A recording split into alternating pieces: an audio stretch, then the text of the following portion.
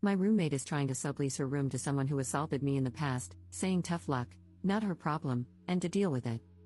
Posted by you/Blothra111. When I, 22F, was a freshman in college, a guy named Pete, fake name 21M, began harassing me to date him.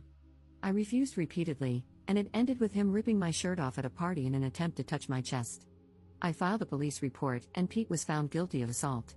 I have a 1,000-foot restraining order against him. Fast forward to this week, my roommate Shelly, 21F, needs a subletter to take over while she studies abroad for the summer. She only found out she was leaving 2 weeks ago and has been looking for someone to take her place since then. She found Pete on Craigslist and asked me if I approved. I showed her my court documents, but Shelly claims she can't find anyone else and says I will have to deal with it. We got into a heated argument, and she left the apartment. This morning, Shelly texted me that Pete would be moving his stuff into the apartment today. I called the police, but since Pete hasn't shown up yet, they said they can't do anything. Shelly also says she will stay for the remainder of the week. The lease states that she can move in whoever she wants without my permission, and the same goes for me, but the restraining order complicates things. The landlord told me it's between Shelly and me to figure out. Both Shelly and I have 1-year leases that expire in December with the same terms. Commenter. Is Pete aware that you're the person he'll be sharing the apartment with? You might want to let him know that you'll call the police if he sets foot in the place. Ops response. Pete is aware that I'm the roommate because Shelly posted the ad with a photo of both of us, without my permission. I already promised that I would call the police, but Shelly is locked in her room and refuses to listen to me. I'm sitting by the door with 911 pre-dialed. Commenter. I agree with the consensus to call the police the moment he arrives. Has he actually signed anything, like a sublet agreement?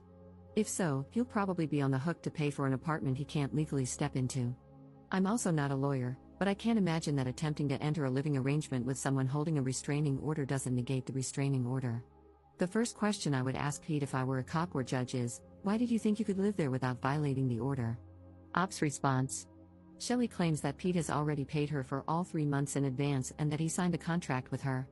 I told her that her contract does not override my restraining order, but she basically put her hands over her ears to drown out what I was saying. I plan on calling the cops the moment I see his car pull up, which is less than 1,000 feet away. Shelly will still be here for the rest of the week, so I'm afraid this will escalate. Update 5 days later. Hi everyone, thanks for reading this update. I've added some extra details at the beginning to better explain what happened. Things took some M. Night Shyamalan twists. Details: Shelly and I were not close friends. We were simply roommates with our own separate bedrooms and a shared kitchen/living space. I've only known her since last December when we originally signed our leases. We've hung out, but the only real connection we had was that she likes anime/Japan, and I am Asian. The Craigslist ad that Shelly posted didn't have a photo. It turns out she had used a generic photo of the two of us in an ad on our college's Facebook page, but Shelly took it down before I had a chance to take a screenshot. The update: after I made my Reddit post, Shelly locked herself in her room for 3 hours. I tried to talk to her, but she refused to come out. When she eventually left her room to get food, she just walked past me as if I didn't exist. Everyone I called told me that until Pete actually showed up, no crime was being committed, so I couldn't report it. I just sat by the door and window, watching for Pete's car. This continued until early Saturday morning when Shelly woke up for her morning jog. I had stayed up all night on the couch, still keeping watch for Pete's car. Shelly tried to sneak past me, but I woke up and blocked the door. I demanded an explanation for why I was being forced to stay up all night, waiting to call the police on Pete when she knew I had a restraining order against him. Shelly's response was that the restraining order didn't matter to her. She claimed she had dealt with unreasonable people like me before and had never listened to a restraining order, so why should she start now? The more I listened, the sicker I felt. Shelly basically admitted to me that she is a beach.